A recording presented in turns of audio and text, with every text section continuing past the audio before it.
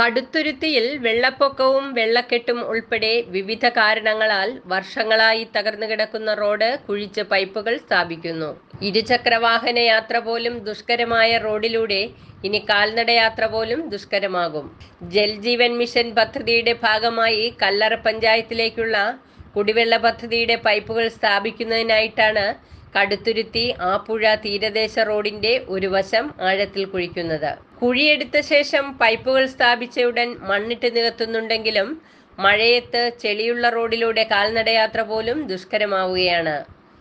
കുട്ടികളും പ്രായമായവരും ഉൾപ്പെടെ നൂറുകണക്കിന് ആളുകൾ കടന്നുപോകുന്ന റോഡ് ഇനി അപകടവേദിയാകുമോ എന്നാണ് നാട്ടുകാരുടെ സംശയം. തകർന്നു കിടക്കുന്ന തീരദേശ റോഡ് നന്നാക്കണമെന്നത് വർഷങ്ങളായിട്ടുള്ള നാട്ടുകാരുടെ ആവശ്യമാണ്. വർഷങ്ങളായുള്ള ജനകീയ ആവശ്യമായിരുന്നു തീരദേശ റോഡ് നവീകരണം. കടുത്തുരുത്തി വലിയ തോടിന്റെ ഒരു വശത്തുകൂടിയാണ് റോഡ് കടന്നുപോകുന്നത്. കടുത്തുരുത്തി വലിയ പാലത്തിന് സമീപത്തു നിന്നും കോട്ടയം എറണാകുളം റോഡിൽ നിന്നും ആരംഭിച്ച് ആപ്പുഴ പാലത്തിൽ ആയാംകുടി ആപ്പാഞ്ചിറ റോഡിൽ പ്രവേശിക്കുന്നതാണ് തീരദേശ റോഡ്. പടിഞ്ഞാറൻ പ്രദേശങ്ങളിലുള്ളവർ ഉൾപ്പെടെ ഉപയോഗപ്പെടുത്തുന്ന മിനി ബൈപ്പാസ് റോഡായാണ് കടുത്തുരുത്തി ആപ്പുഴ തീരദേശ റോഡിനെ കാണുന്നത്.